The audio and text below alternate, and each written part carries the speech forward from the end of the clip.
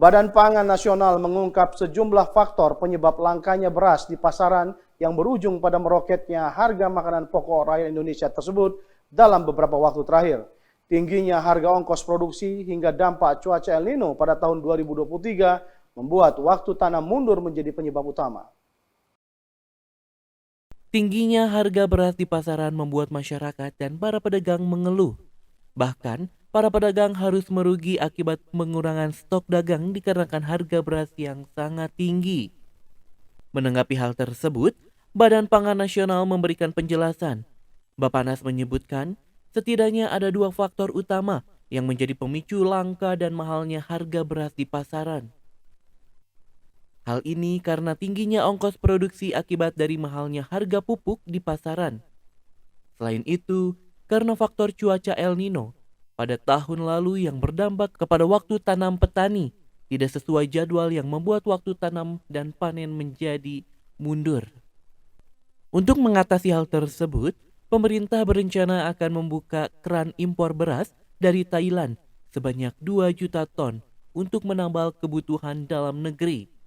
Meski demikian, apabila produksi beras Indonesia pada musim panen ini mencukupi, maka rencana tersebut tidak jadi dilakukan. Yang pertama memang ongkos produksinya naik, ya. Jadi pupuknya naik, kemudian kemarin dampak dari El Nino kekeringan gitu ya. Kemudian air juga kurang gitu sehingga memang panennya itu berkurang.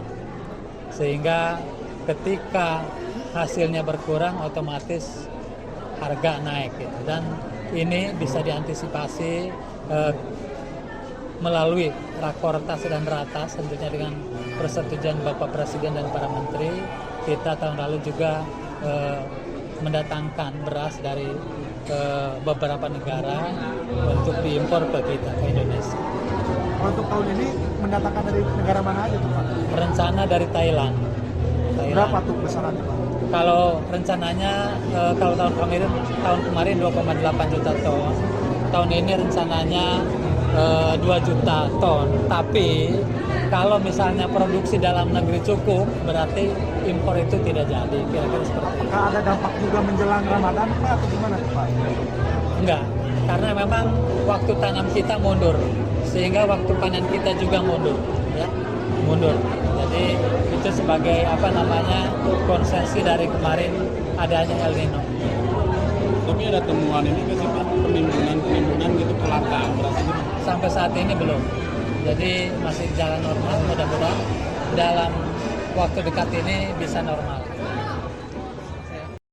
Pemerintah akan terus berupaya agar distribusi beras ke seluruh wilayah Indonesia bisa berjalan lancar tanpa ada hambatan. Selain itu, beras yang ada cukup untuk disalurkan ke 22 juta keluarga penerima manfaat.